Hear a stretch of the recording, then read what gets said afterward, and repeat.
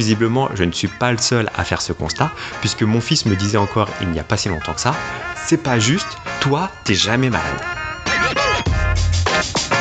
Bonjour, je suis Xavier Jalleran et soyez les bienvenus dans ce 42e épisode de Parlons Forme, le podcast qui vous fait du bien.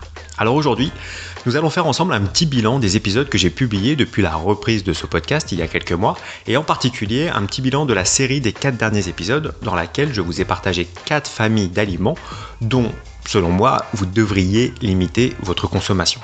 Et face à ces épisodes, je ne sais pas comment vous avez réagi, et c'est pourquoi je veux vous rassurer aujourd'hui si vous avez eu peur, entre guillemets, de mes recommandations. Mais avant tout cela, j'ai juste 2 points à vous préciser.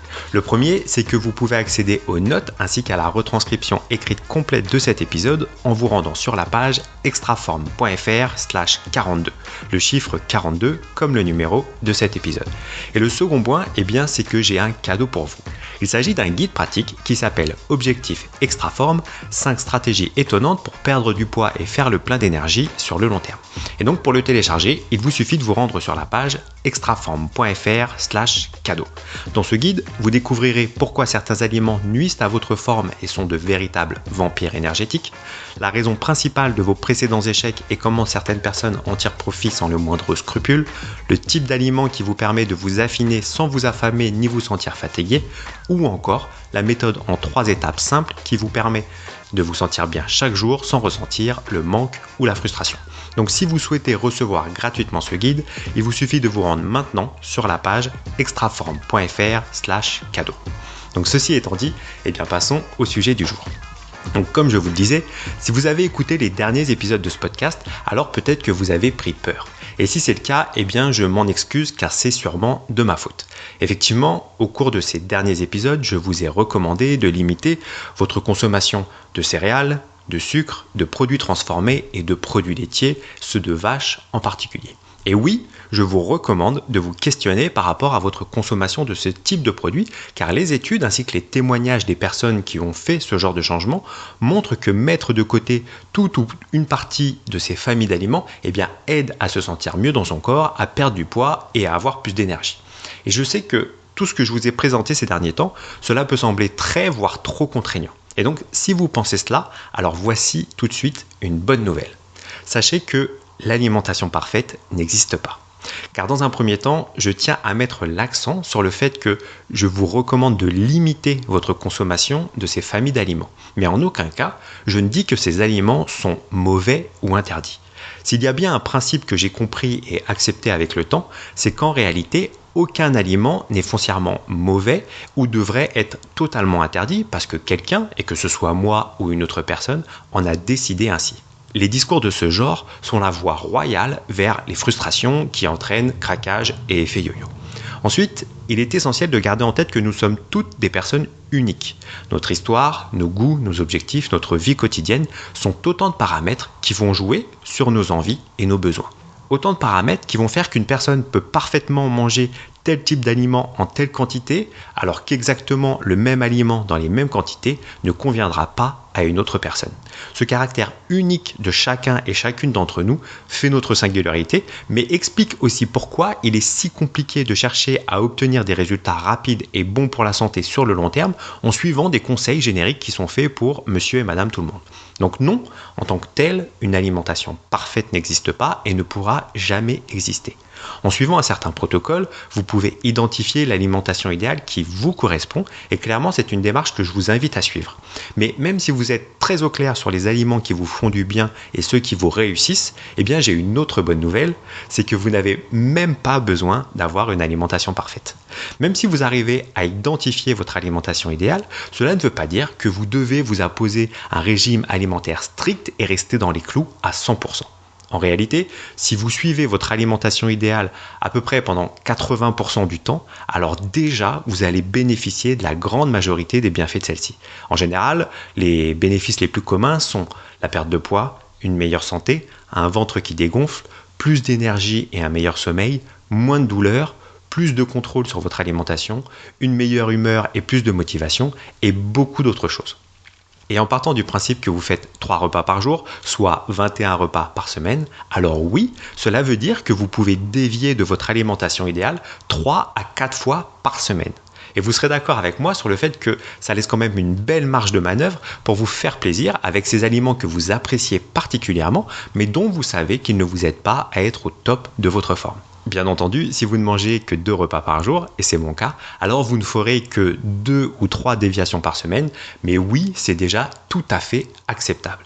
Si je prends mon cas personnel, ça va être par exemple une bonne pizza de temps en temps, manger de la glace à la vanille pécan, ou encore un bon chocolat chaud avec des palais bretons. Alors non, je ne suis pas breton, mais quand même, j'adore ces gâteaux. Encore une fois, ces aliments ne font pas partie de mon alimentation idéale. Mais ça ne veut pas dire qu'ils sont mauvais ou interdits. C'est juste que pour moi, ils ne me permettent pas d'être au top. Mais ça ne veut pas dire que c'est aussi le cas pour vous. Autre précision, cela ne veut pas non plus dire que le reste du temps, c'est une diète stricte où il faut se limiter à du poisson blanc et des brocolis matin, midi et soir. C'est pas du tout ça. Une fois que vous avez identifié votre alimentation idéale, alors vous adaptez le contenu de vos assiettes pour vous sentir bien tout en vous faisant plaisir sans avoir à compter les calories ou à faire des heures de sport chaque semaine. Donc maintenant, vous vous demandez peut-être, mais pourquoi est-ce que c'est OK de sortir de votre alimentation idéale aussi souvent ? Eh bien, c'est OK de ne pas avoir une alimentation parfaite, car si vous donnez à votre corps ce dont il a besoin pendant la majorité de vos repas, alors il va devenir plus fort. Et à ce moment-là, il sera parfaitement à même de gérer les fois où vous allez lui donner des choses parfois trop riches, en mauvais gras, en sucre ou contenant parfois beaucoup d'additifs alimentaires. D'une façon générale, il y a cette notion d'effet cumulé. Les bons nutriments du quotidien vont compenser les fois où vous allez lui en donner des moins bons. Et en fait, votre corps sait s'adapter. Et si vous lui donnez des bases solides, alors il va être capable de réagir comme il faut dans la plupart des cas de figure.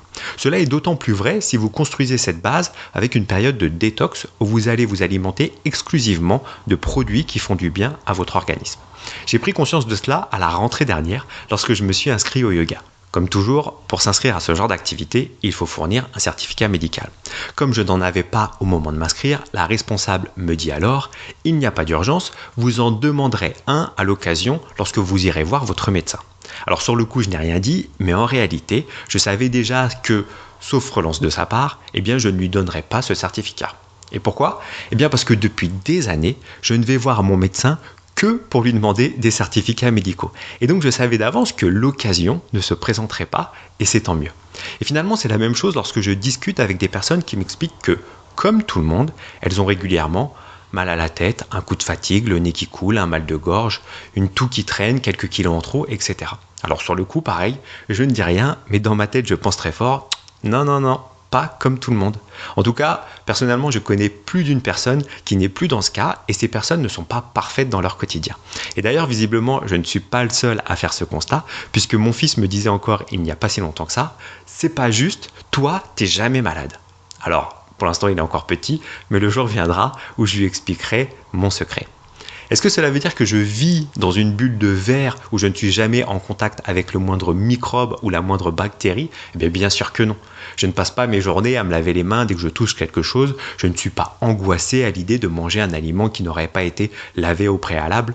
Je ne refuse pas de faire des bisous et des câlins à mon fils lorsqu'il a passé la journée à jouer, courir, se traîner par terre ou toute autre chose dont je n'ai pas la moindre idée.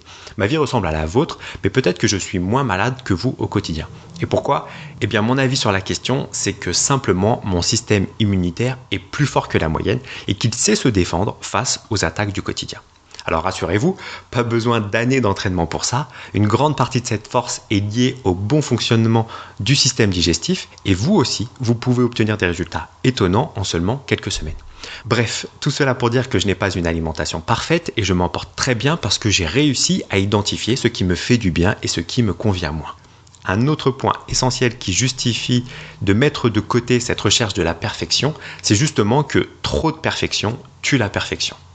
Dans tout ce que vous pouvez envisager pour vous faire du bien, que ce soit au niveau de votre alimentation, mais aussi pour le sport, pour le bien-être, pour la beauté, pour votre gestion du stress, etc., il y a toujours cette idée que you have to care, but not that much. Cette idée que l'on peut traduire par le fait de porter votre attention sur le sujet en question, mais il ne faut pas non plus tomber dans l'excès inverse où trop de pression va tuer toute bonne volonté initiale. Ce moment où à force de vouloir tout faire parfaitement, alors vous finissez par ne plus rien faire du tout car vous êtes arrivé au niveau zéro de la motivation et du passage à l'action. L'obsession de la perfection est alors contre-productive car vous finissez par tout abandonner. L'idée est donc toujours de vous écouter et de respecter votre rythme pour aller vers le bien-être et la forme sur le long terme. Si ce bien-être physique et moral passe par le fait de manger une bonne pizza, un morceau de fromage, cette part de gâteau ou encore de faire cet apéro avec vos amis, alors c'est parfaitement ok et vous avez tout à fait raison de vous accorder des moments de ce genre. Alors vous l'avez maintenant compris si vous avez écouté ce podcast jusqu'ici, je fais vraiment la différence entre l'idée d'avoir une alimentation parfaite et celle d'adopter votre alimentation idéale.